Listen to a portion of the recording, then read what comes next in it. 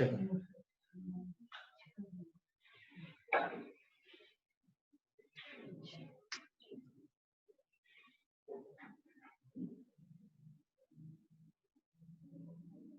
षट आवश्यक के लिए निर्देश दिया गया है 11वीं प्रतिमा में।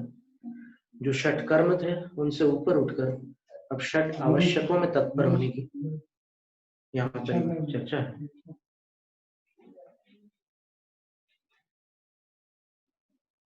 अनिशम विधम आवश्यकम यत्नतः प्रकर्तव्यम। शौकाचार संग्रह भाग 2 पृष्ठ 430। रात दिन सावधानी पूर्वक 6 प्रकार के आवश्यक 11 प्रतिमा धारण करने वालों द्वारा करने योग्य है, क्योंकि ये आवश्यक शमनादि प्रदम शांति आदि गुणों को प्रदान करते हैं। अब शांति आदि का अर्थ क्या लेना?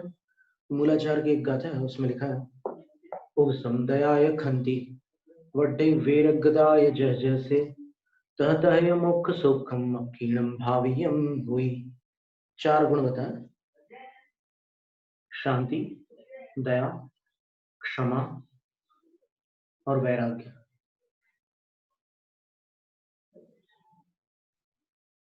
तो इन गुणों की वृद्धि से ज्यों ज्यों इन गुणों की वृद्धि होती है त्यों त्यों इस जीव को मोक्ष होता जाता है। अर्थात ये 4 गुण जो है मोक्ष में साधक है। कौन से 4 गुण? शांति, दया, क्षमा और वैराग्य। तो यहाँ कहते हैं कि षड आवश्यकों से ये गुण, ये षड आवश्यक जो होते हैं आत्मा को ये 4 गुण प्रदान करते हैं।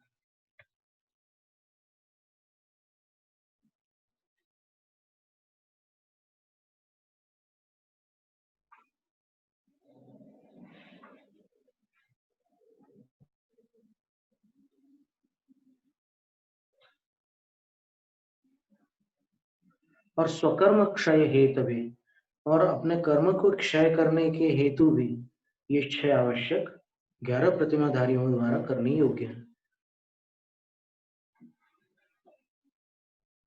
और फिर कहते हैं कि प्राणांत की स्थिति आने पर भी सर्व सौख्य कर्म परम आवश्यकम न मुक्तव्यम। सर्व सुखों के स्थानभूत आवश्यक को नहीं छोड़ना। प्राणांत की स्थिति आ जाए तो भी नहीं छोड़ना, क्योंकि व्रतादि मल नाशकम, ये 6 आवश्यक ही व्रतों के अतिचारों को नष्ट करते हैं।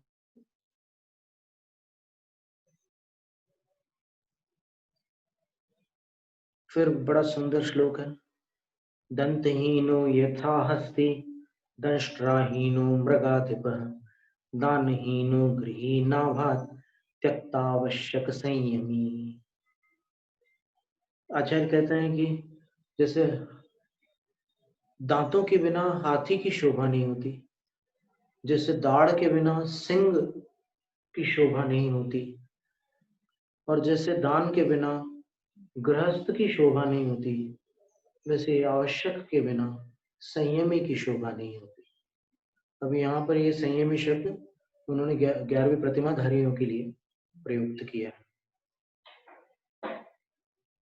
विधाय आवश्यकम पूर्णम संपूर्णम व्रत संयुतैः ततः सर्वं विधातव्यम सध्यानाध्ययनादिकम। पहले तो आवश्यकों को पूरी तरह पूर्ण करो, पूर्वम सर्वप्रथम। जो व्रतों से संयुक्त है उनको सबसे पहले अपने आवश्यक पूर्ण करना है, ततः उसके पश्चात फिर जो ध्यान और अध्ययन है ये उत्तर गुणों में आते हैं। ध्यान और अध्ययन मूल गुण में नहीं आते। ध्यान देना इस बात पर। ध्यान तप में आता है, स्वाध्याय भी तप में आता है।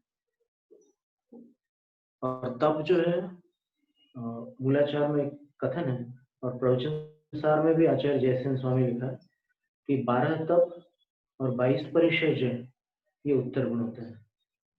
तो आचार्य कहते हैं कि पहले आप मूल गुणों का पालन करो। मैंने अभी क्या 11वीं प्रतिमा आ गई तो परम अणुव्रत हो गए। परम अणुव्रत के साथ जो चर्या होती है, वो संघ की जो साधुचर्या है, उससे मेल खाने वाली चर्या होती है। इसलिए वो गृहस्थों के षट आवश्यक से ऊपर उठा, षट कर्मों से, षट कर्तव्यों से ऊपर उठाकर मुनियों के षट आवश्यक की ओर प्रेरित कर रहे हैं। और यहां तक कह रहे हैं कि प्राणांत की स्थिति में भी वो आवश्यक करते रहना।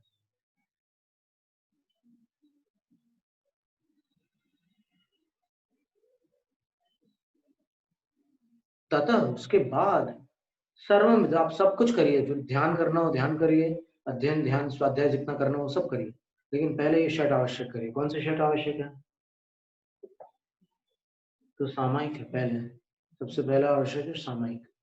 फिर दूसरा है चतुर्विंशति स्तव है, तीसरा है वंदना, चौथा प्रतिक्रमण, पांचवा प्रत्याख्यान, और छठा जो है वो कायोत्सर्ग है।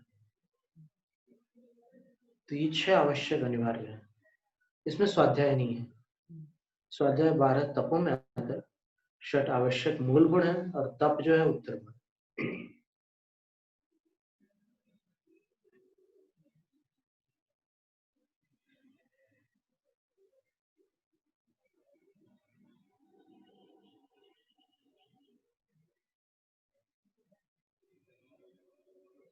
यत्किंचिच्च समादेयं पुस्तकं निर्भाजनं वस्त्रादिक मथान्यद्वा धर्मोपकरणं वरं पूर्वं निरीक्ष्य तत्सर्वं ग्राह्यं त्याज्यं दयान्वितैः सूक्ष्मोपकरणेनैव प्रतिलेख्य पुनः पुनः। एवं दक्षैः प्रकर्तव्यं वस्तूनां प्रतिलेखनं निक्षेपे वा शब्दादाने जन्तुपीडा प्रहाणये। यत् किंचित समाधिम, जो भी वस्तु उठाने योग्य है, पुस्तकम निर्भाजनम, शास्त्र है, कमंडल है, वस्त्रादिकम, वस्त्र अधिक है, अथवा अन्यत्व, अन्य भी कोई वस्तु हो सकती है, वरम धर्मोपकरणम, कोई उत्तम धर्मोपकरण है आप हाथ में ले रहे हैं, तो आचार्य कहते हैं कि पूर्व निरीक्ष्य तत्सर्व, उसको पूरा का पूरा पहले आंखों से देख लो, और फिर सूक्ष्मोपकरणे नैव प्रतिलेख्य, फिर सूक्ष्म उपकरण के द्वारा उसका पुनः पुनः प्रतिलेखन करके, अर्थात उसको अच्छी तरह से उसका मार्जन करके, परिमार्जन करके, पीछे से प्रतिलेखन करके, ग्राह्यम त्याज्यम च, उसको ग्रहण भी करना, और अगर रखना हो तो भी पीछे लगा करके रखना। इस तरह जो कुशल व्रती हैं उनको वस्तुना प्रतिलेखन कर्तव्य, वस्तुओं का प्रतिलेखन करने योग्य है। निक्षेपे व सदा आदाने व, रखते समय या फिर स्वीकार करते समय सदैव उनको ये कार्य करना होगा। जंतु पीड़ा प्रहाण, ये जंतुओं की पीड़ा की प्रहाणी के लिए, अर्थात उनकी जीवों की पीड़ा वहां से उसका निषेध हो सके, उसके लिए। दिने निद्रा न कर्तव्या प्रमादा शुभदायका कृत्स्न दोष करा तीता चारैरपि न संयते। जो अतिचारों से रहित संयत है उनको भी संपूर्ण दोषों को करने वाली, प्रमाद और अशुभ को देने वाली, दिन के समय में निद्रा नहीं लेनी है। प्रमार्जे यत्नतो दक्षैः कार्यो भूमौ स्वसंस्तरः वपुस्तुल्योश्च स्त्रीजान जन्त्वादि विवर्जितः।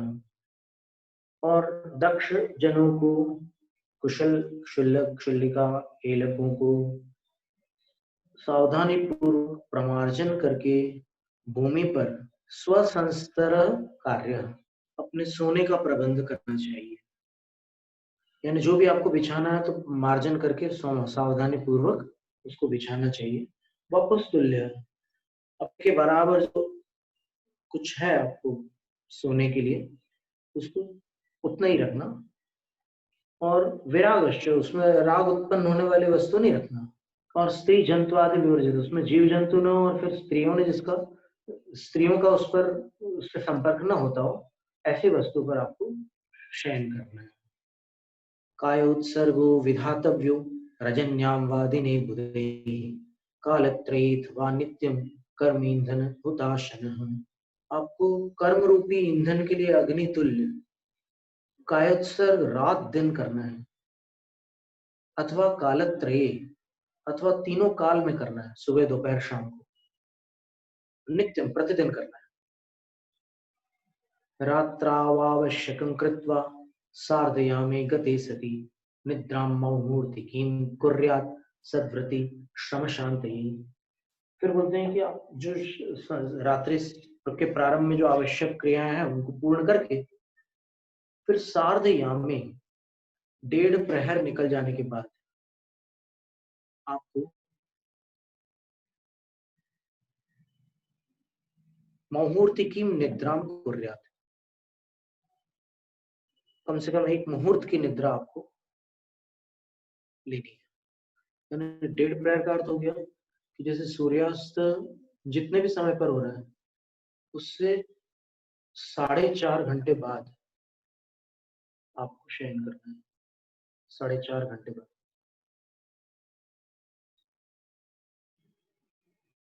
सद्व्रती जो उत्तम व्रती है उनको ये कार्य करना है। क्यों करना है? श्रम शांति, श्रम को शांत करने के लिए।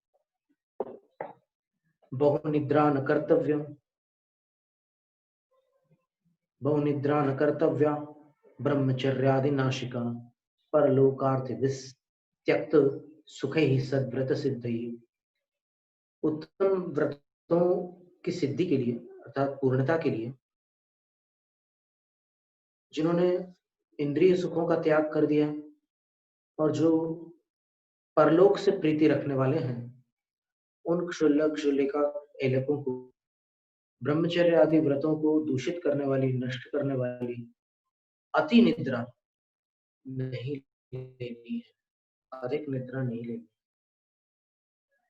धनुषय्या विधातव्या दंडाख्यामृतकाय तथा तीव्र निद्रा विनाशार्थम व्रतिभि सौख्य हानि।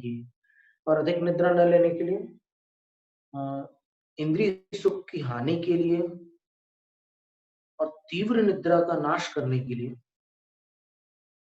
आपको धनुषय्या, धनुष की जैसी आकृति बनाकर सोना है, अथवा दंडाख्य, डंडे जैसी आकृति बनाकर, अथवा मृतका, मृतक जैसे आपको शयन करना है। तो ऐसा शयन करने पर आप प्रगाढ़ निद्रा में नहीं जा सकेंगे और तत्काल आपकी निद्रा हिल भी जाएगी। रजन्या पश्चिमेयाने शयनादुत्थाय सन्निधैः धर्म्य ध्यानम विधातव्यम षट आवश्यक गोचरम। देखो एक मुहूर्त की निद्रा उन्होंने कही, फिर अब यहाँ पर कह रहे हैं कि रात के अंतिम याम में, अर्थात जब सूर्योदय से 3 घंटे बाकी हो, 3 घंटे में सूर्योदय होने वाला हो, तब वहां कह दिया कि सूर्यास्त से 4.5 घंटे बाद आपको निद्रा प्रारंभ करनी है और एक मुहूर्त की निद्रा ले रहे हो तो बहुत उत्तम है।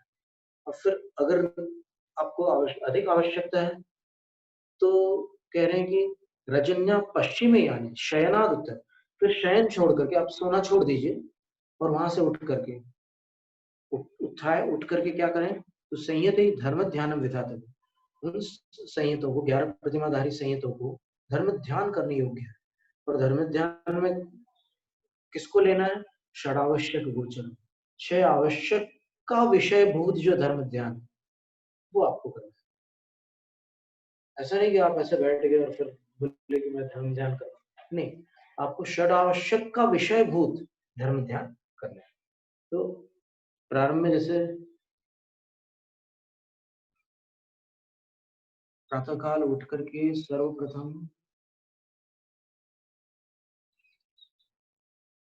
जो अपर रात्रिक स्वाध्याय होता है, जो पाठ आपको कंठस्थ है, उसके माध्यम से आपको थोड़े समय का स्वाध्याय करना है, 3 भक्तियां करके। उसके बाद फिर प्रायश्चित्त की जो मालाएं होती है वो प्रतिक्रमण से पहले करने को बोलते हैं कुछ साधु। मुनि क्षमा सागर महर्षि आदि कहते थे कि अपन सवेरे उठ गए, फिर वो जैसे ज्ञानमती माता जी आर्य का गणनी माता जी, वो नमो जिणाणम आदि का स्वाध्याय कर लेती सुबह बस, तो उनका अपर रात्रिक स्वाध्याय रहता है नित्य का। फिर माला कर ली, जो भी आपके प्रायश्चित की माला है वो कर ली। उसके बाद फिर प्रतिक्रमण किया, प्रतिक्रमण के बाद योगी भक्ति की, और योगी भक्ति के बाद फिर वो पूर्वान्न वंदना, जिसका नाम अपन प्रातःकालीन जो प्रतिमा योग, प्रथम प्रतिमा योग होता है, वो साधु के जो त्रिकाल नियम में 11 नियम होता है, उसमें पहला प्रतिमा योग बोलचाल में अपन क्या श्रावक लोग उस समय सामायिक करते हैं, श्रावकों के सामायिक का काल दिया ना उसमें, तो अपन याद करो कार्तिक अनुप्रेक्षा की कौन सी रहती थी, 254 थी। देखिए आप उसमें लिखा है कि वो 3 सामायिक के काल है श्रावक के, और मुनियों के लिए वो प्रतिमा योग के काल है। 3 प्रतिमा योग मुनियों के लिए होते हैं। तो सामायिक तो मुनियों का हमेशा रहता है, सामायिक आवश्यक जो है ना, वो तो जीवे मरणे लाहा लाहे संजोग विपजोगे, ये गाथा दी मूलाचार, सामायिक आवश्यक की गाथा है। बंधुरिसु दुखादिसु समदा सामाय्यम नाम। अब अपन इरियापद शुद्धि वगैरह में पढ़ते हैं बंधुरिसु दुखादो पढ़ते हैं, वहां पर बंधुरिसु दुखादिसु लिखा मूलाचार। तो गाथा याद है कार्तिकेय प्रेक्षा की, अभी हम निकालेंगे। उसमें जो श्रावक लोग हैं उनका सामायिक काल जो दिया है वो देखिएगा।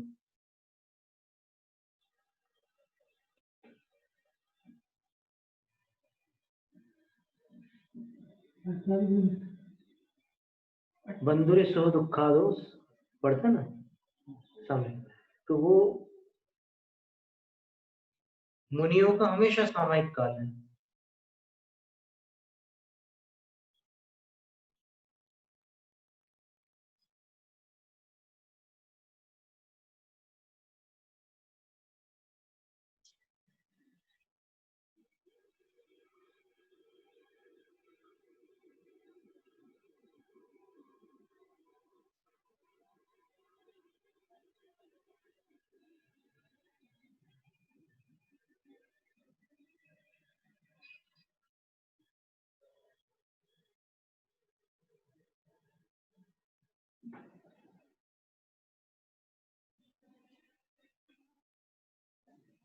सामायिक करने, सामायिक के करने में क्षेत्र काल आसन, फिर विलय यानी अंदर की तन्यता, मन वचन काय की शुद्धि, नायव्वा उनते सत्य, ये 7 विषय जानने योग्य होते हैं।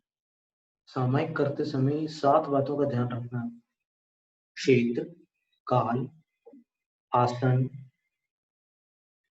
विलय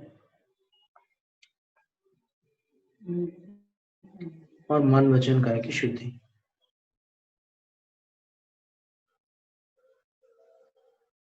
क्षेत्र काल आसन विलय और मन वचन काय की शुद्धि बताते हैं।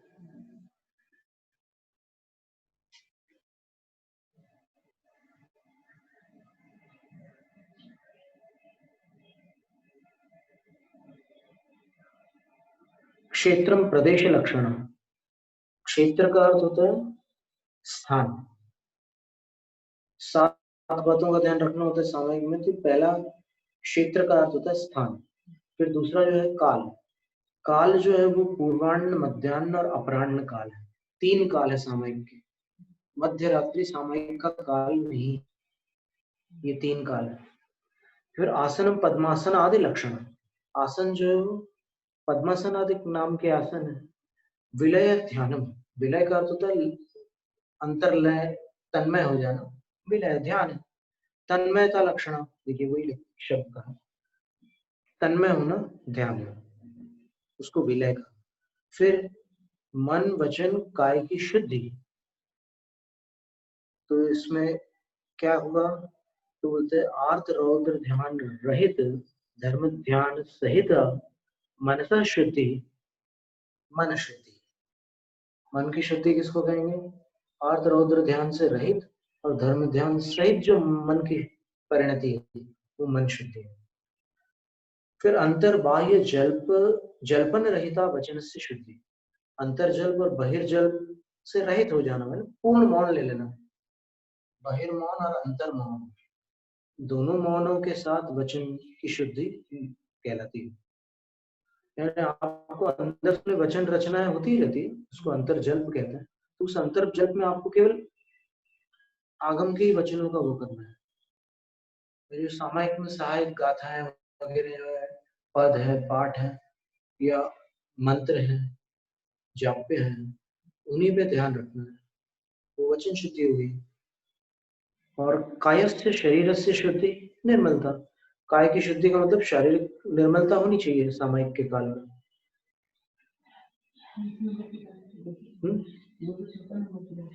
नहीं, 352 नंबर की गाथा, बहुत सुंदर वर्णन है। अब देखिए, आप एक एक के लिए एक गाथा थे ना। बद्धिता बंधिता पच्चंकम अहवा उड्डेण उभव टिच्चा कालपमाणम किच्चा इंद्रिय वावार वज्जिदो। इंद्रियों की प्रवृत्ति से रहित होकर पज्जंकम बद्धिता, पज्जंकम का अर्थ था पालथी लगाकर हथेलियों को यहाँ रखना है नाभि में, यानी हाथों को टिकाना नहीं है, ऐसे नाभि पे रखना है। ये पर्यंकासन है, इसका श्लोक भी है पर्यंकासन का।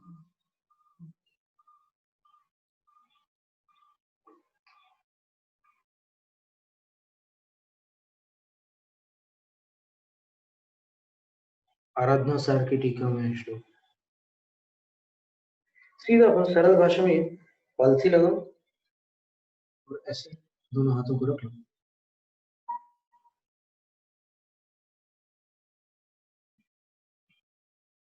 श्लोक हमें याद है वैसे, स्यात् जंगयो रथो भागे पादो परिकृते सति पर्यंको नाभिगोत्तान दक्षिणोत्तर पाणिकः।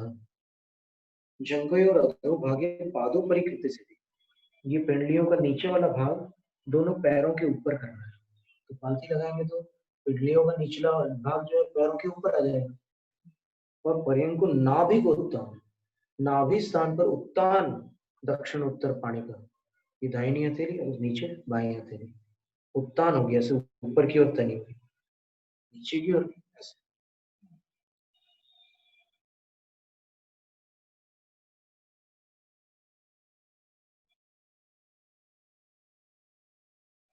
जिस सिद्धशिला जो है कैसी है, उत्तान छत्राकार।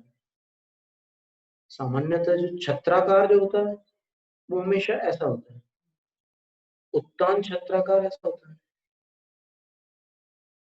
हरिवंश पुराण आदि कई ग्रंथों में जो उल्लेख है उत्तान छत्राकार, जैसे आदि पुराण में, महापुराण में आदिनाथ भगवान का जो प्रथम आहार है उसमें उन्होंने लिखा है कि उन्होंने उत्तान करांजलि में आहार ग्रहण किया। तो उत्तान का अर्थ होता है ये हिस्सा तना हुआ है, ये थोड़ी तना हुआ है, तो इसको ऐसे करके लेते हैं, उत्तान करांजलि। अब उत्तान का अर्थ अगर ऐसे लगाओगे तो फिर कोई लेकर बता गन्ने के रस उसमें। तो जो उत्तान छत्राकार का उल्लेख है सिद्धशिला का, तो वो ऐसे संभव ही नहीं है। वो उत्तान ऐसे, छत्राकार और उत्तान छत्राकार दो शब्दों में सब समाधान हो जाता है, सीधा लिख देते छत्राकार। ये ये योग सागर, निर्यापक योग सागर महाराष्ट्र से हमारे इस बारे में चर्चा हुई थी अमरकंटक में, तब उनने कहा, उन्हीं ने ये बात कही थी कि यदि सिद्धशिला ऐसी न होती, ऐसी होती, तो फिर आचार्य उसको छत्राकार लिखते। उत्तान छत्राकार क्यों लिखते? उत्तान छत्राकार ही सूचित करता है कि ऐसी है। और बीच में 8 योजन मोटी है, शुद्ध आकाश स्फटिक की। आकाश स्फटिक एक ऐसा रत्न है जो आंखों से दिखता नहीं, वो आकाश के समान अदृश्य छू करके जान सकता है। और वो नारद पर्वत वसु की कथा में आता है, बीच से 8 योजन मोटी है, सर्वार्थ सिद्धि का जहाँ ध्वज है उससे 12 योजन ऊपर है ध्वज से, और उसकी मोटाई 8 योजन है। और ऐसे करके वो पतली होते होते जाती है, और जो नीचे से जहाँ मानुषोत्तर पर्वत का एक गोला यहाँ मध्य लोक में है। तो मानुषोत्तर पर्वत पर जाकर के वो सिद्धशिला समाप्त होती है और वहां पर अंत में अंगुल के असंख्यातवें भाग प्रमाण बारीक हो जाती है स्फटिक शिला, और वो सिद्ध शिला उसके बाद फिर ये वात वलय होते हैं 3, और उसमें 1575 धनुष का जो तनुवात वलय है उसमें ऊपर वाला जो हिस्सा 525 धनुष का मोटाई की अपेक्षा है, और बाकी तो क्षेत्र पूरा 2.5 द्वीप के बराबर वो सिद्धालय है, क्योंकि जो भी जहां से सिद्ध होते हैं वो वहां जाकर के स्थिर हो जाते हैं अनंत काल के लिए। ऊर्ध्वगमन स्वभाव उनका बना रहता है, नष्ट नहीं होता, क्योंकि स्वभाव नष्ट हो जाएगा तो फिर द्रव्य कैसे स्थिर रहेगा। स्वभाव के बिना द्रव्य रह नहीं सकता, क्योंकि वो स्वभाव है, भाव है या कोई और चीज है। ऊर्ध्वगमन स्वभाव है जीव का, तो स्वभाव नष्ट नहीं होता। धर्मास्तिकारा भाव, पटरी नहीं है तो फिर ट्रेन आगे नहीं जाती, पानी नहीं है तो फिर जहाज यहाँ शहरों में नहीं आया, वो वहीं समुद्र के तट पर है। वैसे सिद्धालय जो है बस वो वही उतना ही हिस्सा है, और उसमें एक स्थान से जो सिद्ध होने वाले जीव हैं, जैसे पार्श्वनाथ भगवान की टोंक है, अनादिकाल से वहां कितने जीव सिद्ध हुए, कितने मुनिराज मोक्ष गए, तो उन सब का अवस्थान वही सिद्धालय में। पर चूंकि सिद्ध अवस्था में आत्माएं होती है, शरीर नहीं होता, तो वो टकराते नहीं, एक में एक चले जाते हैं, ऐसे सब चले जाते हैं। जैसे एक कक्ष में अगर आप रंग बिरंगे अनेक प्रकाश के स्रोत ज्वलित कर दें तो सारे प्रकाश उसमें पाए जाते हैं। वो प्रकाश मिश्रित नहीं होते हैं, वो स्वतंत्र स्वतंत्र रहते हैं, और स्वतंत्र स्वतंत्र रहते हैं इसकी सिद्धि ये है कि आप एक बंद कर दो हरे, तो केवल हरा वाला वहां से गायब होगा। तो वैसे ही वहां सिद्धालय में एक ही स्थान पर अनंत सिद्ध है, अधिकाल से मोक्ष जा रहे हैं जीव, तो अनंत सिद्ध है। कोई 525 धनुष वाले हैं और कोई उनसे कम अवगाहना वाले हैं, कोई जगन्य अवगाहना 3.5 हाथ की जगन्य अवगाहना होती है, उतनी अवगाहना वाले हैं। जैसे महावीर स्वामी 7 हाथ के थे और वो मोक्ष गए थे, तो जो 16 वर्ष की आयु में 7 हाथ प्रमाण शरीर को प्राप्त कर लेते हैं, वो 8 वर्ष की आयु में 3.5 हाथ के होते हैं। तो 8 वर्ष की आयु में मोक्ष हो सकता है। जैसे एक उदाहरण आता है अपने शास्त्रों में कि वृषभ सेन नाम के एक कुमार थे, उन्होंने अपने पिता के साथ में दीक्षा ले ली, चंड प्रद्योत उनके पिता का नाम था, तो उन दोनों ने साथ में दीक्षा ली थी और वो 8 वर्ष के थे और तद्भव मोक्षगामी थे।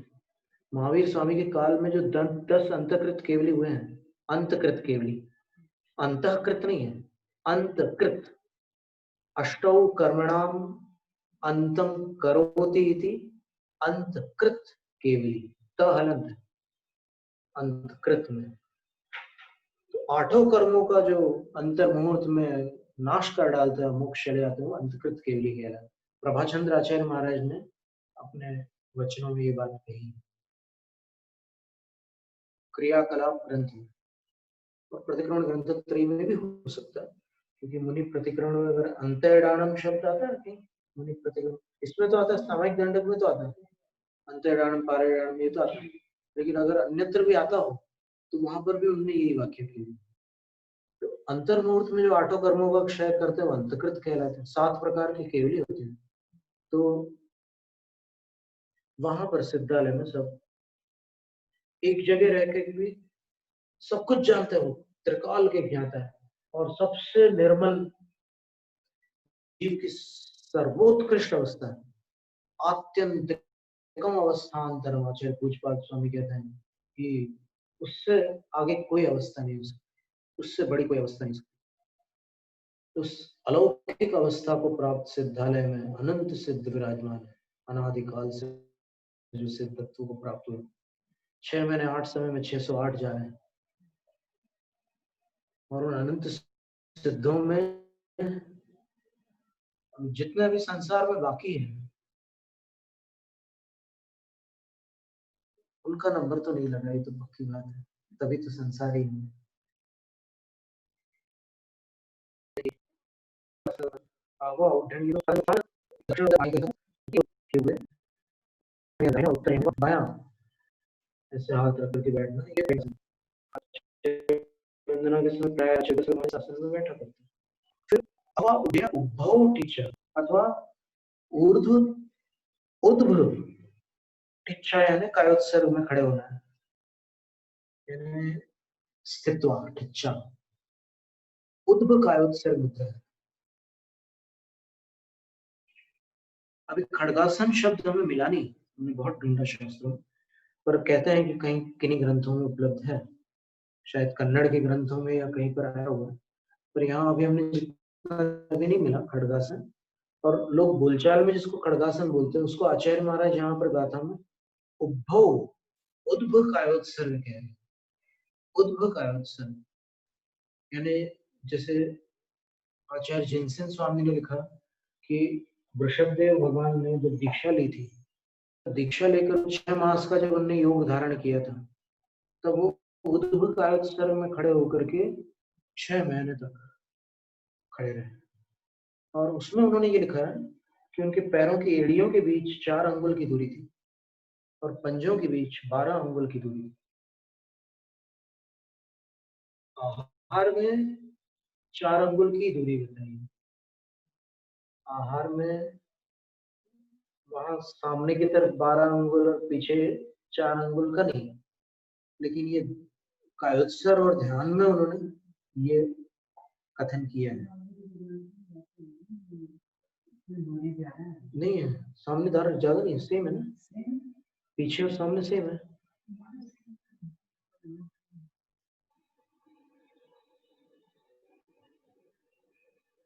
सेम शब्द भी इंग्लिश भाषा का यहाँ संस्कृत के सम शब्द से बना, समान सेम।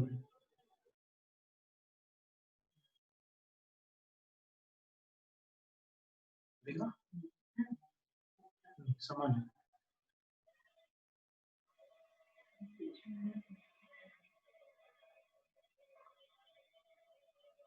उद्भव कायोत्सर्ग, उद्भव उ द हलंत और भव भारत का, गुजराती में उबो थई जा बोलते हैं, उबो है ना खड़े हो जा,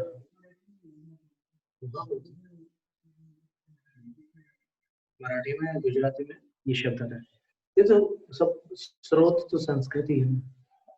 ये ठीक है कि लिपि जो है देवनागरी लिपि बहुत, देवनागरी लिपि का काल वो 15 वो देवनागरी में नहीं मिल रही, भाषा प्राकृत और संस्कृत मिल रही है, क्योंकि ये तो भाषाएं मिल रही, प्राकृत तो बहुत ही प्राचीन, लेकिन लिपि जो है देवनागरी बहुत बाद की लिपि। अभी आज तो अपन पूरी देवनागरी में सब करते हैं, उत्तरापथ में तो देवनागरी लिपि ही चलती है, लेकिन देवनागरी जो है प्राचीन लिपि नहीं है। पहले ब्राह्मी लिपि थी, फिर कन्नड़ लिपि, हड़े कन्नड़ लिपि थी। हड़े मानी ओल्ड, हड़े का पुराना पुराना पुरानी जो कन्नड़ लिपि वो। अभी हमने भट्टारक स्वामी जी से पूछा था कि धवला की जो मूल प्रति है कौन सी लिपि में, तो उन्होंने बताया कि हड़े कन्नड़ में। तो ये लिपि अभी जो आज अपन पढ़ रहे हैं ये तो नागरी लिपि है, ये बाद में आई है। देव शब्द भी उसमें बाद में जुड़ा है, उसकी भी एक बड़ी घटना है, नागरी लिपि इसका नाम। हाँ, ये जो अभी जो अपन जो लिपि पढ़ रहे हैं, लिपि तो कोई भी हो सकती है ना, आप इंग्लिश में भी हिंदी लिख सकते हैं, कोई प्रॉब्लम नहीं। ये लिपि नागरी लिपि है। अब काल बता रहे हैं, उसी लिपि में थे, ब्राह्मी और कन्नड़ में थी। कन्नड़ से पहले ब्राह्मी लिपि थी, उपन्नी मज्जन, लेकिन कन्नड़ वगैरह भाषा, कर्नाट वगैरह जो प्रांत है वो आदिनाथ भगवान के समय से है। और हमने ये भी बताया कि उस काल में जिन राजाओं को आमंत्रित किया था वो कहाँ कहाँ से आए थे, उन सबके साथ दिए हुए हैं। कर्नाटक से आए हुए राजा थे, उनकी ऐसी प्रकृति थी, कर्नाटक वालों की कैसी प्रकृति है, तमिल देश वालों की कैसी प्रकृति है, केरल देश वालों की कैसी प्रकृति है, आंध्र देश वालों की कैसी प्रकृति है, महाराष्ट्र देश वालों की कैसी प्रकृति है, सबके नाम लिखे उसमें। गुर्जर देश वालों की, सौराष्ट्र वालों की कैसी कैसी प्रकृतियां हैं, कच्छ देश, सबके नाम लिखे हैं। आप उसमें देखिए, आगे महापुराण में आपको सब स्थानों के मनुष्य की प्रकृतियों का वर्णन, कैसी प्रकृतियां होती हैं।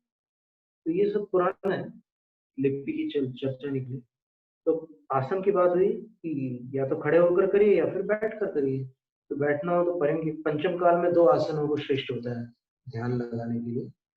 एक ये है पर्यंकासन, पद्मासन नहीं, पर्यंकासन, ये पर्यंकासन। पद्मासन जिनका अभ्यास उनकी बड़ी अच्छी बात है। फिर उद्भकाल मुद्रा, वही पैरों के बीच का अंतराल वगैरह। अगर आपको देखना हो तो आदि पुराण में जो भगवान की दीक्षा का वर्णन, आदि पुराण शब्द मुंह पर आता है। पूज्य गणिनी माता ज्ञानमती माता जी ने कहा था कि महापुराण बोलो, क्योंकि उसका नाम ग्रंथ में महापुराण ही दिया हुआ है। आदि पुराण तो चलन में आ गया है, मूल में नहीं है।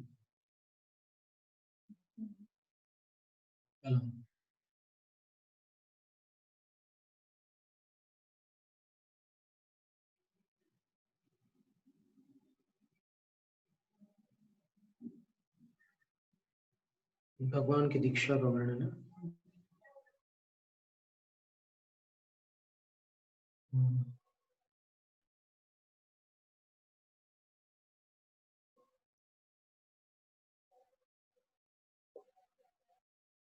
17वां पर्व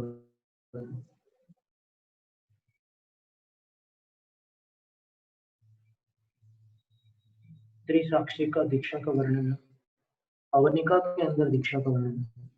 मनुष्य को नहीं देखने मिलती दीक्षा भगवान की, तीर्थंकरों की दीक्षा त्रिसाक्षी का होती है। देव, आत्मा और सिद्धों की साक्षी पूर्वक पंचमुष्टियों से वैष्णव करके दीक्षा होती है। चैत्र कृष्ण नवमी सायंकाल में दीक्षा ली। उत्तराषाढ़ नक्षत्र का शुभ लग्न, शुभ मुहूर्त था।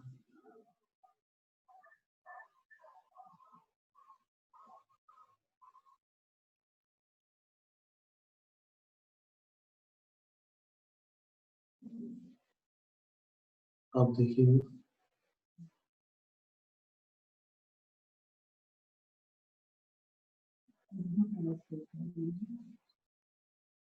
कैसे खड़े थे उसका वर्णन।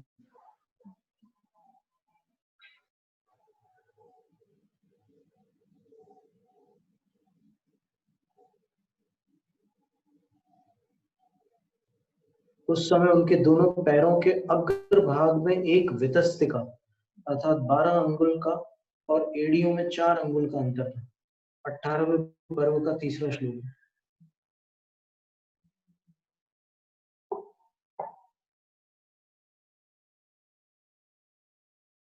वे भगवान कठिन शिला पर अपने चरण कमल रखकर इस प्रकार खड़े हुए थे, मानो लक्ष्मी के द्वारा लाकर रखे हुए गुप्त पद्मासन पर ही खड़े हो, यानी कठोर पत्थर पर खड़े हुए थे, लेकिन फिर भी वो जब खड़े थे तो ऐसा लगता था जैसे लक्ष्मी ने कोई कमल रख दिया और उस पर भगवान खड़े हुए।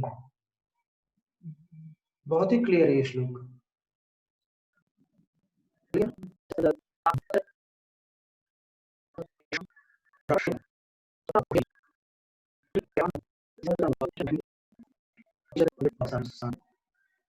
ऊपर मध्यान्ह तीर चक्कू, पूर्वाण मध्यान्ह अपराह्न,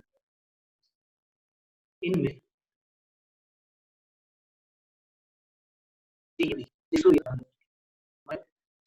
में देखा जाए सामने तीनों कालों में 6 नाड़ी यानी 3 मुहूर्त सामयिक का काल होता है। सामायिक कालो सविनय निश्चेष नित्य।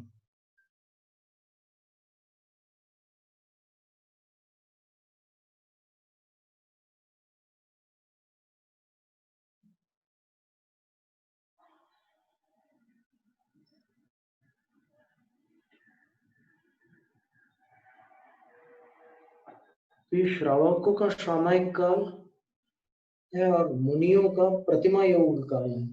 बस इतना एक ध्यान में रखने की बात है। ये ठीक है कि मुनिराज प्रतिमा योग धारण करते समय समता ही रखेंगे, वो सामायिक ही रहेगी उनकी, पर वो गुप्ति सहित सामायिक रहेगी।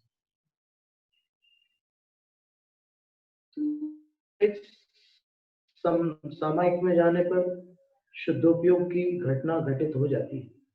सप्तम गुण स्थान में ये घटना हो सकती है।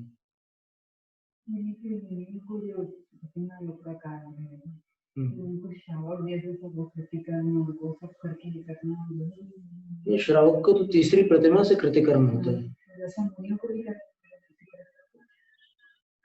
मुनिराज के लिए तो बता रहे त्रिकाल वंदना करना सामायिक व्रतम, तो फिर उस काल में सामायिक के समय वो सब कृतिकर्म कर सकते हैं, करते ही हैं। जो भक्तियां करेंगे तो कृतिकर्म के साथ ही करेंगे। चैत्य पंचगुरु भक्ति कृतिकर्म के साथ करते हैं।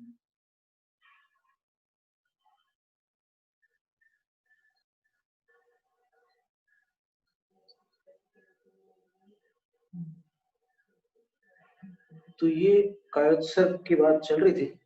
तो कायोत्सर्ग मुद्रा में आपको जैसे मुनिराज प्रतिमा योग धारण करते हैं, वैसे ही क्षुल्लक एलक आदि को भी प्रतिमा योग धारण करना है।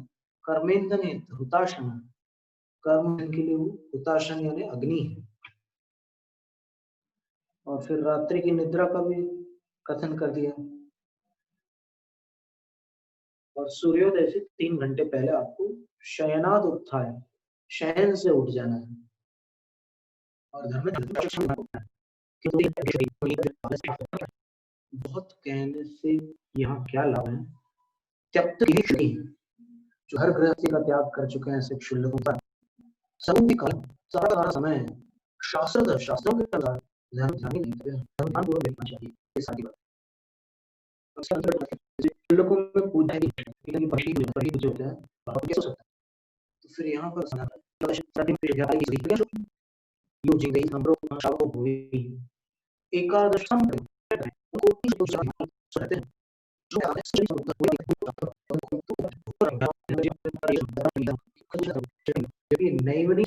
एव ऐसा अर्थ सत्प्रताचरणेन एव सर्वथा।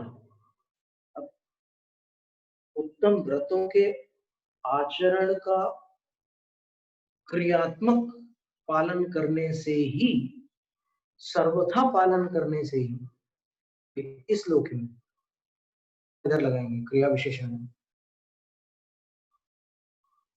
तो उत्तम व्रतों के आचरण से ही अस्मिन इस लोक में ते धन्या, वे क्षुल्लक धन्य है, धन्य हुए हैं। और त्रिजगत पूज्या, इस लोक में वो तीनों जगत के अंदर पूज्य हुए हैं। और जनात प्रार्चताम गता, जनता से भी उत्कृष्ट अर्चना को प्राप्त हुए हैं।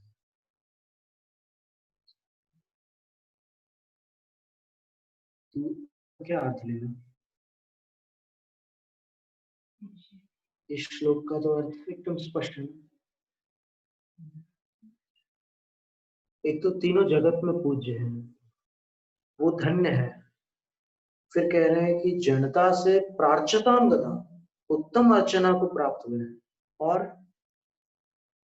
वो क्यों हुए हैं ऐसे? तो बोले सद्व्रताचरणी नहीं हुए, उत्तम व्रताचरणों के कारण ही हुए हैं। और सर्वथा का यहाँ अन्वय लगा सकते हैं कि वो सब प्रकार से धन्य हो गए, सब प्रकार से जगत पूज्य हो गए हैं, सब प्रकार से जनता की अर्चना को प्राप्त हुए। जनात प्रार्चताम गता, प्रार्चताम अर्चना वो प्रिंटिंग मिस्टेक, क्योंकि प्रार्चता कोई शब्द थोड़ी होता है, प्रार्चना शब्द, अर्चना शब्द होता है, उसमें प्र उपसर्ग लग जाता है। जनात प्रार्चनाम गता, जनता से जो अर्चना को प्राप्त हुए हैं वे हैं।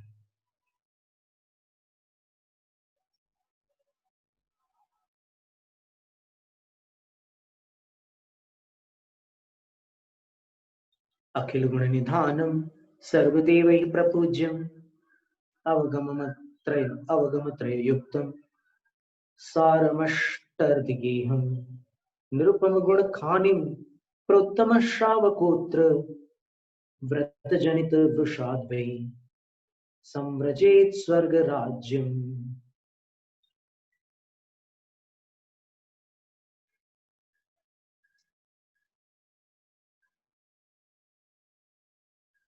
संपूर्ण संपूर्ण भू का जो भंडार है, सर्वदेव ही प्रपूज्य, सब देवों के द्वारा जो अच्छी तरह पूजित है, पूज्य है, और अवगमतम जो तीन ज्ञान से युक्त है, सारम सारभूत है, अष्टार्धि गेयम और 8 विक्रिया रिद्धियों का गेह यानी निवास है, निरुपम गुण खानिम निरुपम गुणों की जो खदान है, ऐसे स्वर्ग राज्य स्वर्ग के राज्य को अर्थात इंद्र पद को प्रोत्तम श्रावक अत्र संव्रजित इस जगत में शुल्लक महाराज प्राप्त कर सकते हैं, इंद्र पद को प्राप्त कर सकते हैं। एक प्रश्न है आचार्य, क्या स्त्री पर्याय से इंद्र पद प्राप्त होता है? ये मतलब श्वेतांबर ग्रंथों में तो उन्होंने बताया, लेकिन दिगंबर ग्रंथों में सीता जी प्रतीन्द्र हुई है, इंद्र हुई है, ऐसा कोई वर्णन मिलता नहीं स्त्री पर्याय से। इंद्र पद भी नहीं है।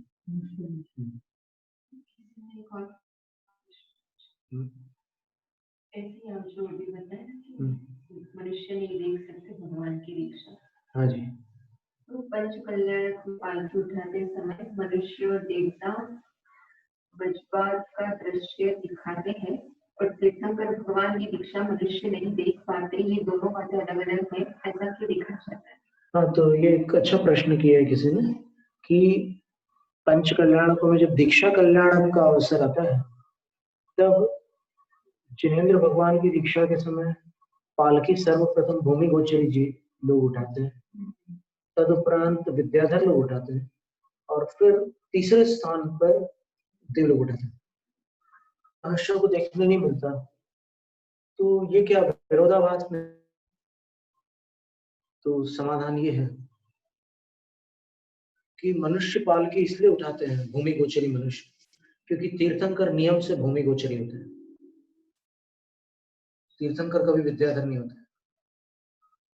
और फिर विद्याधर इसलिए उठाते हैं उसके उपरांत क्योंकि विद्याधर भी भरत क्षेत्र के सदस्य हैं। तो भगवान यहाँ से दीक्षा ले रहे हैं, तो भरत क्षेत्र हो, ऐरावत क्षेत्र हो, विदेश क्षेत्र, जहाँ के भी होंगे, तो वहीं के सदस्य, उसी भूमि के ही सदस्य हैं, उसी धरती पे हैं, तो वो उठाते हैं। अंत में फिर देव लोग उठाते हैं। बाद में तो पालकी से उतरकर भगवान पैदल ही जाते हैं अपनी दीक्षा भूमि पर, तो भगवान पालकी में नहीं जाते, वो ये रास्ते की बात है, फिर तो पैदल ही जाते हैं। और फिर इंद्राणी वहां पर रत्नों के चूर्ण से स्वस्तिक बना करके वो करती है, उस पर विराजमान होकर भगवान दीक्षा लेते हैं।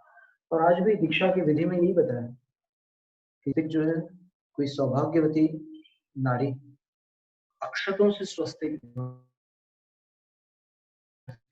और उसके ऊपर श्वेत वस्त्र को आवृत करे, उस स्वस्तिक को उस वस्त्र से, फिर उसके ऊपर दीक्षार्थी बैठ करके दीक्षा नहीं। ये नियम, ये विधि सबके साथ होती है, ऐसा नहीं कि सिर्फ मुनियों के साथ, ये आर्यिका दीक्षा में भी होती है, ये विधि सभी में।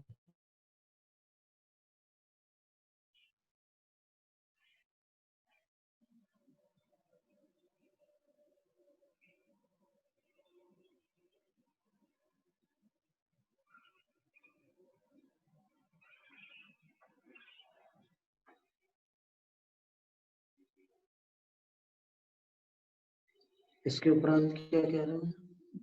अखिल गुण समुद्रम कृष्ण भोगैक धाम विविध गुण सुपूर्णम ज्ञान विद्यार्थिकाढ्यम विगत सकल दुखम पुण्य मूलम गृहस्थो निरुपम व्रत दच्युतम याति नाकम। अभी अंतिम गृहस्थ धर्म का अंतिम सोपान 11वीं प्रतिमा था। तो वह निरुपम व्रतों के योग के कारण अच्युतम नाकम याति, अच्युत स्वर्ग तक के चले जाते हैं। चरम सीमा है, वहां तक जा सकते हैं, अच्युत स्वर्ग तक चले जाते हैं। कैसा है अच्युत स्वर्ग? अखिल गुण समुद्रम, सब गुणों का सागर, कृष्ण भोगैक धाम, सब भोगों का एक अद्वितीय धाम है। फिर विविध गुण सुपूर्ण, अनेक गुणों से परिपूर्ण है, और ज्ञान और रिद्धि आदि से आढ्यान संपन्न है, और विगत सकल दुखम, सकल दुखों से विगत है, रहित है। पुण्य मूलम, पुण्य में भी कारणभूत है। वहां पर जिन भक्ति आदि पुण्य का समार्जन किया जा सकता है, स्वाध्याय आदि किया जा सकता है, स्वाध्याय जो भी है उनकी भूमिका की वो सब कर सकते हैं। तो ये निरुपम व्रत योगात, जिन व्रतों की कोई उपमा नहीं है, ऐसे उत्तम अथवा परम अणुव्रतों के योग से 16वें स्वर्ग तक जा सकते हैं।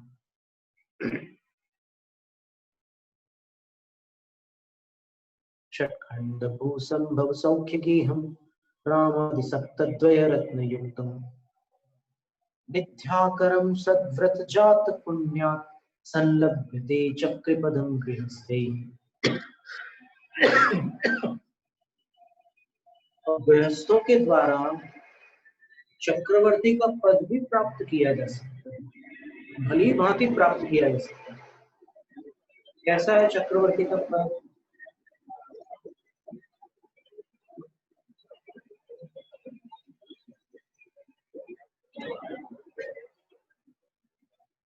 छह खंडों की भूमि में उत्पन्न सुखों का घर है, और स्त्री आदि 14 रत्नों से युक्त है। चक्रवर्ती के 14 रत्न होते हैं, जिसमें 7 चेतन और 7 अचेतन होते हैं। उसमें उनकी जो रानी होती है, पटरानी, पुरोहित, सेनापति, ये सब चेतन रत्न है। फिर जो दंड रत्न आदि है वो अचेतन रत्न है। चक्र रत्न, दंड रत्न वो अचेतन। ऐसे 7 और 7 14 रत्न होते हैं। और विद्याक्रम, 9 निधियों का आकर होता है, घर होता है चक्रवर्ती पद। 9 निधियां उनके पास होती है, निधियां है खजाना। और वो उत्तम व्रतों से उत्पन्न पुण्य के कारण गृहस्थों के द्वारा चक्री पद भी भली भांति प्राप्त किया जा सकता है। यद देवेंद्र नरेंद्र वंदित महो लोकत्रये पूजितम, प्राच्यम यन्मुनिनायकैः कृतमः कष्टैस्तपो दुष्करात्, अन्तातीत गुणाकरं सुविमलं सौख्यालयं मुक्तिदं, तन्नृणां प्रभवेत् सुखैः व्रततः सर्वज्ञ वैभवम्। सर्वज्ञ का जो उत्तम वैभव है वो भी मनुष्यों को सुगे ही व्रततः प्रभावित, उत्तम ही व्रतार्थ अणुव्रत, उत्तम अणुव्रतों से सर्वज्ञ के वैभव की भी प्राप्ति होती है क्रमशः। क्योंकि ये नियम है, सर्वज्ञ पद जो होता है वो निर्ग्रंथ पद पूर्वक ही होता है, इसके बिना नहीं। तो कैसा है वह सर्वज्ञ पद? कैसा है यह सर्वज्ञ का वैभव कैसा है? तो आचार्य कहते हैं देवेंद्र नरेंद्र वंदितम, देवेंद्र और नरेंद्रों के द्वारा वंदित है सर्वज्ञ का पद। और अहो, अधिक क्या कहें, आश्चर्य तो ये है, लोकत्रये पूजित, तीनों लोक में वो पूजित है। यानी नीचे अधोलोक में जो ये चित्रा पृथ्वी है, 3 भाग है, खर भाग, पंख भाग, अब बहुल भाग। अब बहुल भाग में नरकों की भूमियां प्रारंभ होती है। प्रथम पृथ्वी रत्न प्रभा जो है वो अव्वल भाग में, और ये जो ऊपर वाले भाग है इनमें खर भाग और पंख भाग में भवनवासी और व्यंतरों के स्थान बने हुए। हाँ, ऊपर का पृथ्वी चित्रा पृथ्वी के लगे, तो उसमें जो ऊपर के 2 भाग हैं उनमें 7 प्रकार के व्यंतर और 9 प्रकार के भवनवासी उनके स्थान असंख्यात द्वीप समुद्र पार करके नीचे उनके उत्पत्ति स्थान, उनकी उत्पाद शिलाएं हैं, बल्कि उत्पाद शैयाएं कहना चाहिए। देवलोक शैयाओं पर उत्पन्न होते हैं। नारक जो होता है, नारकी शब्द निकल गया, नारक जो होता है वो शिला पर होता है। फिर कहते हैं कि 2 प्रकार के, मतलब एक व्यंतर और एक भवनवासी, वो उससे भी नीचे उत्पन्न होते हैं। वो कौन है? तो बोलते हैं कि पिशाच या राक्षस है। भवनवासी में तो असुर है, और फिर इसमें व्यंतरों में राक्षस है, वो नीचे उत्पन्न होते हैं। तो वहां भी पूजित होते हैं सर्वज्ञ, इसलिए बोल रहे हैं 3 लोक में पूजित, क्योंकि नरकों में पूजा हो नहीं सकती, सामग्री नहीं, वातावरण नहीं, पर फिर भी ये अधोलोक का भाग है, तो यहाँ पर भी वो पूजित होता है। सर्वज्ञ का पद वहां भी पूजित होता है। और लोकत्रय पूजितम, अहो आश्चर्य की बात, प्रार्चम यन मुनि नायके, और भली भांति जो मुनियों के नायक गणधर हैं उनके द्वारा भी भली भांति अर्चना के योग्य होता है सर्वज्ञ वैभव, सर्वज्ञ का पद। इसमें तिलोई पंडित में लिखा है कि वो जो पीठ होते हैं वहां पर समोसरण, तो अपने कक्ष में बैठने से पहले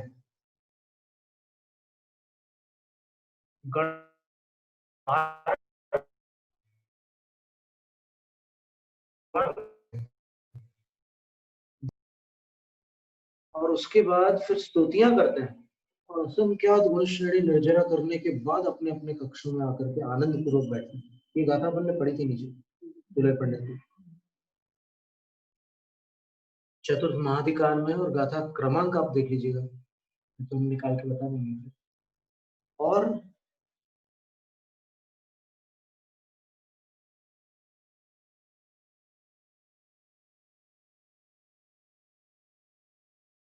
कृत महाकष्टी,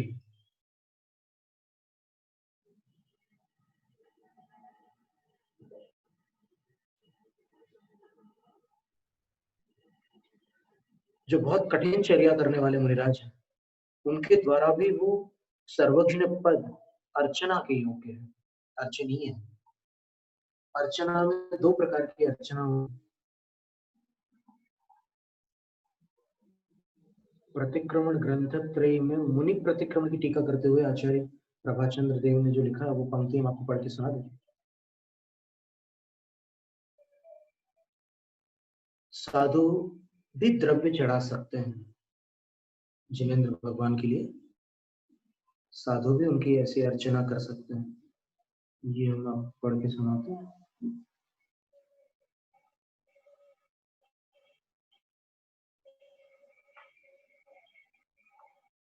पृष्ठ 157 मुनि प्रतिक्रमण लिखा,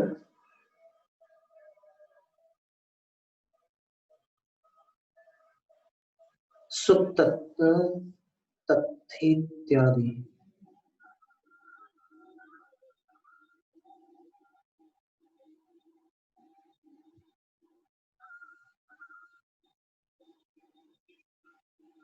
इच्छामि भन्ते संवत्सर्यं मे संवत्सर्यमालोचयितुम् इति पाठयतु बारसन्नम तिन्नम छावट्टिसय दिवसानम, ये पाठ आता है ना मुनि प्रतिक्रमण में। तथ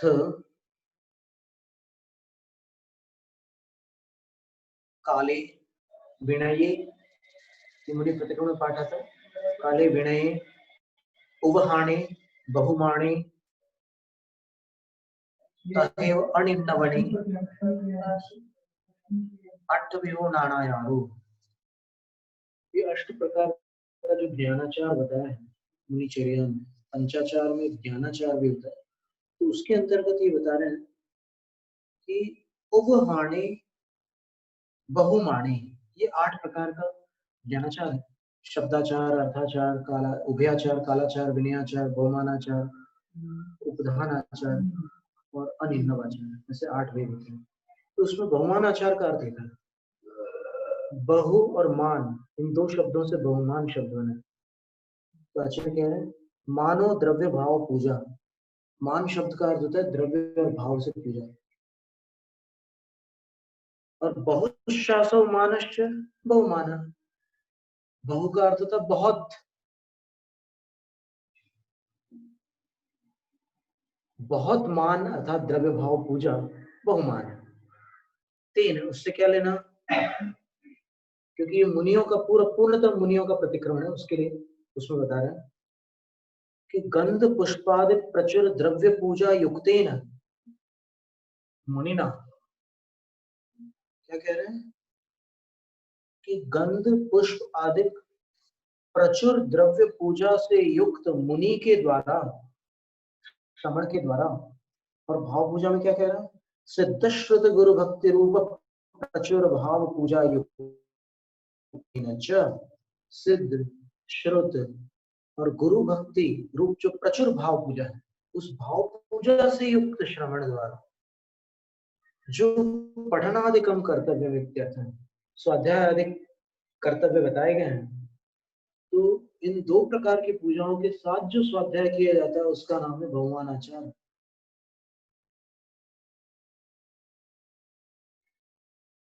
और इस विषय में मूलाचार ग्रंथ में ऐसा उल्लेख है कि वो ग्रंथ, वो द्रव्य जो है आनीत और प्रासुत, 2 बातें उल्लेख की है कि वो आनीत हो प्रासुत। मुनि जो है वो सचित अथवा अप्रासुत द्रव्यों से पूजा नहीं करेंगे,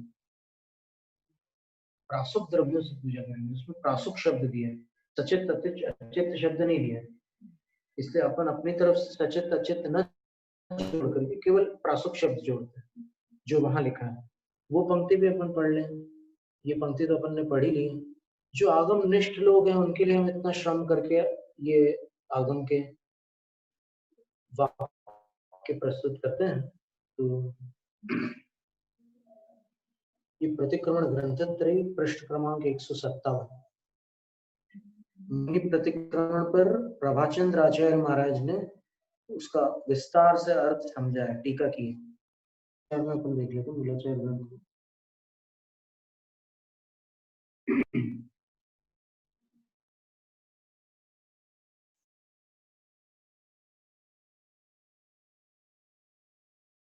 मूलाचार में षट आवश्यकों के अंतर्गत जो दूसरा आवश्यक है,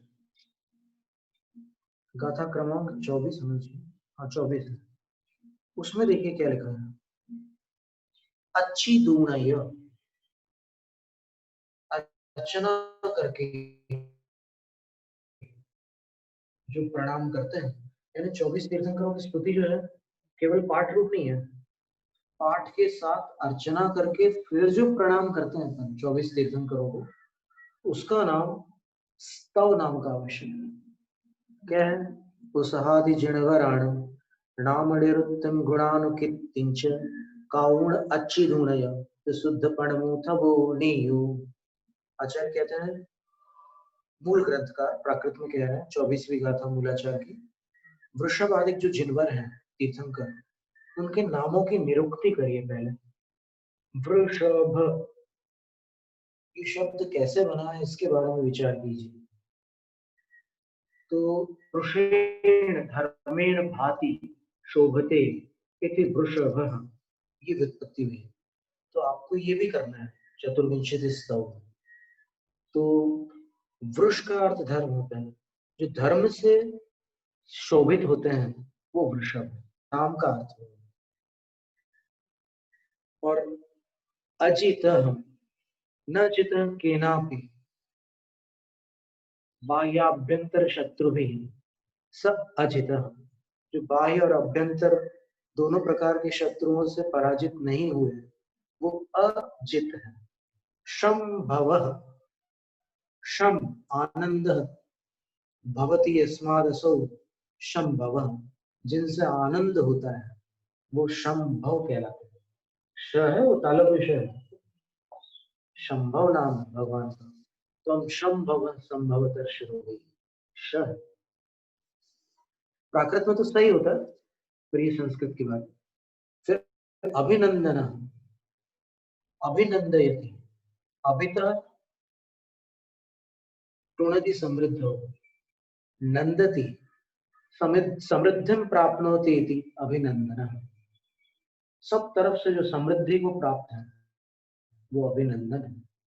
सुमति, सुशोभना, मतिर यस्यासो सुमति, सुंदर है ध्यान जिनका, वो सुमति। पद्म प्रभ, ऐसे एक एक तीर्थंकर की नाम निरुक्ति, नाम निरुक्ति रूप चतुर्विंशति स्तव। फिर गुणानुकीर्तन से मिल गई ना गाथा मूलाचार में 24 नंबर की। गुणानुकीर्तन का अर्थ क्या होता है? गुणों को लेकर आप उनका अनुकीर्तन करिए। अलग अलग गुण है भगवान के, नौ केवल लब्धियां तो प्रधान है। फिर इनमें तो अष्टप्रात्यार भी होते हैं, 3 छत्र अन्य कहीं नहीं होते, मात्र तीर्थंकरों के होते। न राजाओं के होते, न चक्रवर्तियों के होते, न के होते, केवल तीर्थंकरों के। 64 चवर और कहीं नहीं होते, केवल जैनेन्द्र भगवान तीर्थंकर भगवान के होते। तो ऐसे गुणों का वर्णन, गुणानुकीर्तन कर लीजिए। काउण इनको करके फिर अच्छी धुन है, फिर आप अर्चना करिए। मुनि के लिए कह रहे हैं आप अर्चना करिए। कैसे अर्चना करिए?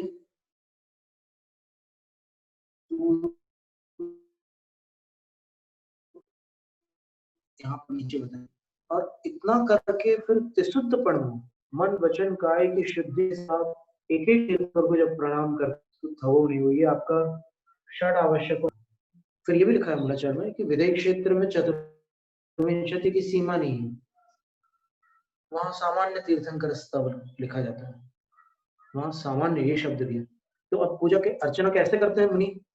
तो जो आम धारणा है, लोगों को जो शिक्षा दी गई है, जैन धर्म को अनावश्यक रूप से वीतराग बनाया गया है।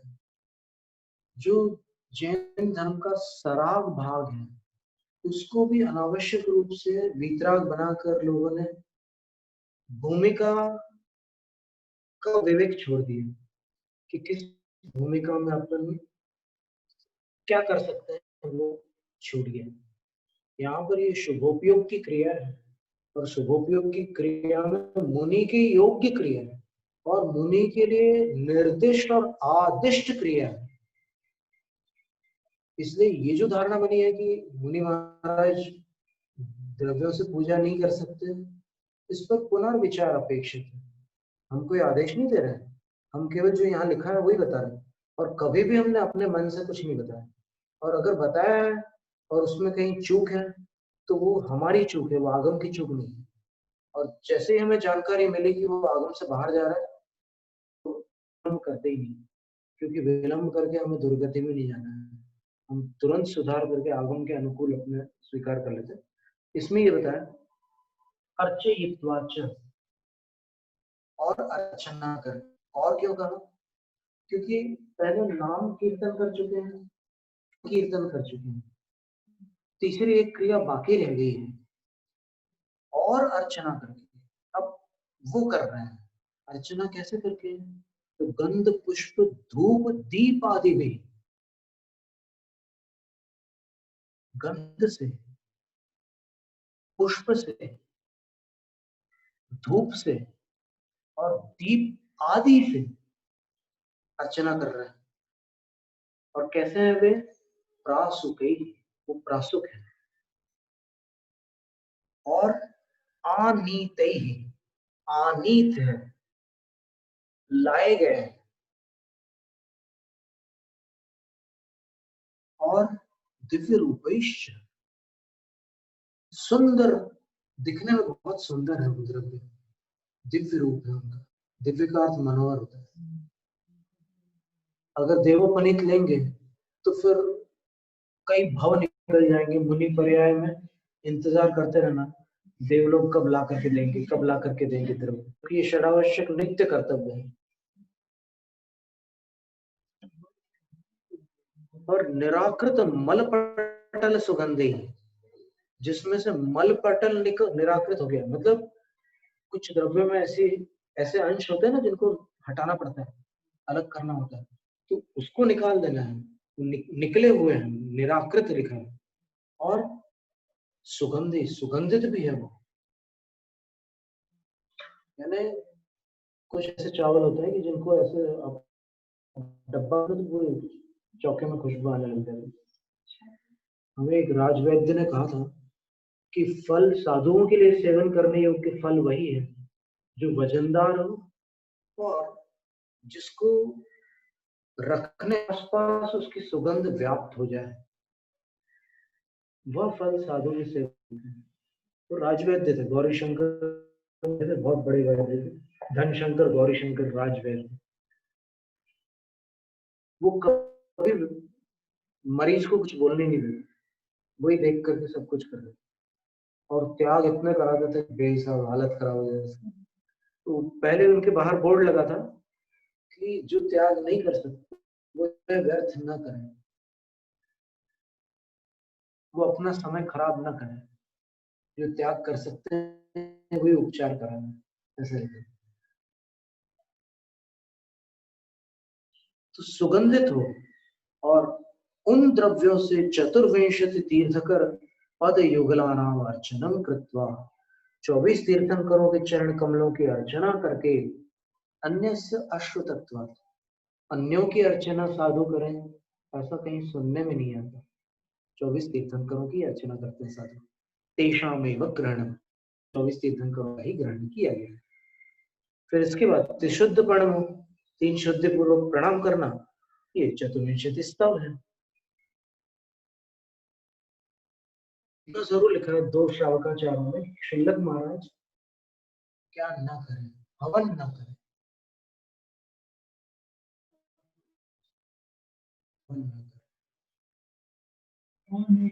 हवन करने का निषेध किया है श्रीलकों के लिए।